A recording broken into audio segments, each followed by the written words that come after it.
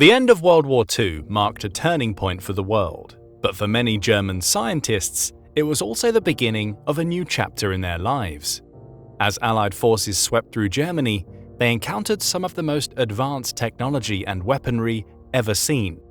This was largely thanks to the work of these scientists, who had been recruited and employed by the Nazi regime during the war. After the war, many of these scientists faced trials for their involvement in war crimes, but that was not the case for everybody. Some of the scientists found themselves at the center of a secret race between the United States and the Soviet Union for their expertise. One of the most well-known programs for recruiting Nazi scientists was Operation Paperclip. This top-secret program was led by the United States and aimed to bring over 1,500 German scientists, engineers, and technicians to work on military projects in America. While many of these individuals had been involved in war crimes, their knowledge and expertise were deemed too valuable to pass up. But who were those scientists? Join us as we uncover the stories of some of the most notorious scientists of Operation Paperclip. Wernher von Braun. Wernher von Braun stands as a pivotal figure in the history of rocketry and space exploration. His most renowned achievements include his leadership in developing the V2 rocket during World War II and his contributions to the United States space program, particularly the Apollo missions. However, von Braun's legacy is also marked by his controversial involvement with Nazi Germany, raising complex questions about the ethics of scientific progress during wartime.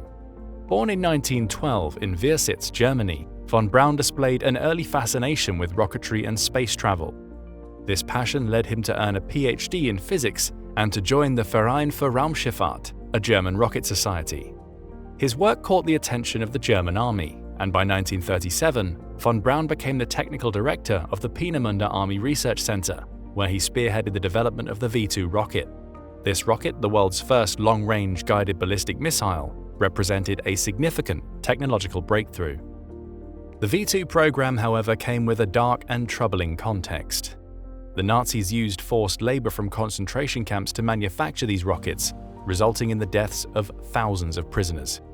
Von Braun was aware of the brutal conditions under which the laborers worked. Von Braun frequently visited the rocket plant, describing the conditions as repulsive. While he claimed never to have directly witnessed deaths or beatings, by 1944 it became clear to him that fatalities had indeed occurred. His role in this system of exploitation and his membership in the SS cast a shadow over his scientific accomplishments. In 1940, von Braun joined the SS. When shown a picture of himself standing behind Himmler, von Braun claimed that he had only worn the SS uniform once. However, in 2002, a former SS officer at Peenemünde told that von Braun had regularly worn the SS uniform to official meetings. He started as a second lieutenant and was promoted 3 times by Himmler, with the last promotion in June 1943 to major. Von Braun later remarked that these were merely technical promotions, received each year routinely by mail. After World War II, von Braun was brought to the United States. In the US, von Braun's career flourished.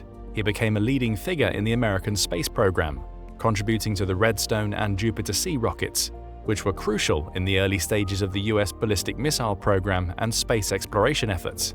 Von Braun's most celebrated work came with NASA, where he served as the chief architect of the Saturn V rocket. This colossal launcher was instrumental in sending astronauts to the Moon during the Apollo missions.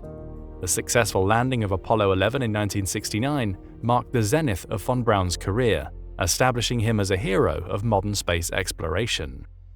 Hubertus Strughold. Hubertus Strughold was a renowned German physiologist and medical researcher. In 1935, Strughold joined the faculty of the Institute of Physiology at the Friedrich Wilhelm University of Berlin. Through his association with Robert Ritter von Greim, who later became Adolf Hitler's personal pilot, Strughold was socially introduced to Hermann Göring and other high-ranking members of the Nazi regime, although he never formally joined the Nazi Party. In April of 1935, he was appointed director of the Berlin-based Research Institute for Aviation Medicine. Under Strughold's leadership, the institute grew into Germany's foremost aeromedical research establishment, pioneering studies on the physical effects of high-altitude and supersonic speed flight, and establishing the altitude chamber concept of time of useful consciousness. His work primarily focused on the physiological challenges faced by pilots. such as high-altitude flights and the effects of extreme conditions on the human body. However, this period of his career is marred by ethical concerns and allegations of involvement in war crimes. It's been documented that Strughold oversaw experiments that were conducted on prisoners in concentration camps, where subjects were exposed to freezing temperatures and low-pressure conditions to simulate high-altitude environments. These experiments were part of broader Nazi efforts to enhance the performance and survivability of their pilots and soldiers, often disregarding the humanity of the subjects involved. Strughold's association with these activities led to his indictment at the Nuremberg doctors' trial, though he was never prosecuted. After the war, like many German scientists, he was brought to the United States. In the US, Strughold became a significant figure in aerospace medicine. He joined the United States Air Force School of Aviation Medicine and later contributed to NASA's manned spaceflight programs. His research was instrumental in understanding the effects of space travel on the human body, earning him the title Father of Space Medicine. Despite his significant contributions to space medicine, Strughold's legacy remains controversial due to his actions during World War II. Recent reassessments of his involvement with the Nazi regime have sparked debates over whether his scientific accomplishments can be separated from his unethical wartime practices. In response to these moral dilemmas, the Aerospace Medical Association removed Strughold's name from its esteemed Hubertus Strughold Award in 2013, recognizing the ethical implications surrounding his legacy. Arthur Rudolph. Arthur Rudolph was born on November 9, 1906, in Stepferhausen, Germany. Rudolph's early career was intertwined with the rise of rocket science in Germany. He earned a degree in mechanical engineering and joined the Verein für Raumschifffahrt, a prominent amateur rocketry society where he met key figures like Wernher von Braun. This connection led him to work at the Army Research Center in Peenemünde, where he became a key figure in the development of the V2 rocket. Rudolph's work on the V2 rocket placed him at the heart of one of the war's most controversial projects. The V2 rockets were manufactured using forced labor from concentration camps under brutal conditions, particularly at the Mittelwerk facility. Thousands of prisoners died due to the inhumane working conditions, and Rudolph's involvement in this program later became a source of intense scrutiny and moral questioning. After the war, Rudolph, along with many other German scientists and engineers, was brought to the United States under Operation Paperclip. In the US, Rudolph continued his work in rocketry, contributing significantly to the American space program. He worked at the Redstone Arsenal in Alabama and played a crucial role in the development of the Redstone missile, which was used in the first live nuclear ballistic missile tests by the United States.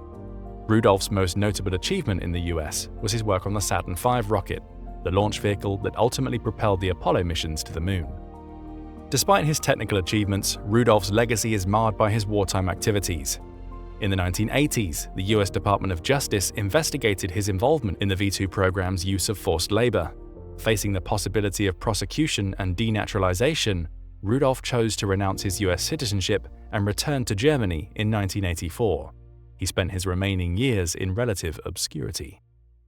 Kurt Blohm. Kurt Blohm was a German physician and a high-ranking member of the Nazi Party, notorious for his involvement in human experimentation and biological warfare. Born on January 31, 1894 in Bielefeld, Germany, Blohm pursued a career in medicine and became an influential figure in Nazi medical circles. Blohm was an early member of the Nazi Party, which he joined in 1922, as well as the SA. Blohm's most significant and infamous role was as the Deputy Reich Health Leader and Plenipotentiary for Cancer Research in the Third Reich. However, his responsibilities extended far beyond cancer research. He was deeply involved in the Nazis' biological warfare program, working on developing methods to use infectious diseases as weapons. Under the guise of cancer research, Blohm conducted inhumane experiments on concentration camp prisoners, particularly at Dachau and Auschwitz, where he tested the effects of various pathogens and chemicals. Blohm's activities were part of a broader Nazi ideology that sought to use science and medicine to further their genocidal and militaristic goals. The experiments he conducted were characterized by extreme cruelty and total disregard for human life. Prisoners were deliberately infected with diseases like plague and tuberculosis, leading to immense suffering and often death. In 1945, as the Allies closed in on Germany, Blohm was captured by American forces. He was tried at the Nuremberg doctors' trial. Blohm was specifically charged with crimes related to his involvement in biological warfare and the unethical medical experiments conducted under his supervision. Surprisingly, despite the overwhelming evidence of his heinous activities, Blome was acquitted. His acquittal has been the subject of much controversy and speculation, with some historians suggesting that in exchange for information about biological warfare and nerve gas, the Americans spared Blome from the gallows. Furthermore, Blome provided advice to American chemical and biological weapons programs. In November 1947, just 2 months after his acquittal at Nuremberg, Blome was interrogated by 4 representatives from Camp Detrick, Maryland, the center of the US biological weapons program. During his interview, he identified biological warfare experts, their locations, and described various methods of conducting biological warfare. In 1951, Blome was recruited to work on the MK-Ultra program, an illegal human experiments program designed and undertaken by the CIA, and was subsequently hired by the US Army Chemical, one of the successors to Operation Paperclip, to focus on chemical warfare. After being acquitted at the Nuremberg doctors' trial in 1947, Blome was never arrested or charged with war crimes again. He continued to practice medicine in West Germany and was politically active as a member of the National Conservative German Party. Well, that's it. Do you think the ethical implications of Operation Paperclip were justified by the scientific advancements it brought? Share your thoughts in the comments below. Please remember to like, subscribe, and hit that notification bell for more fascinating history content. Thanks for watching, and until next time.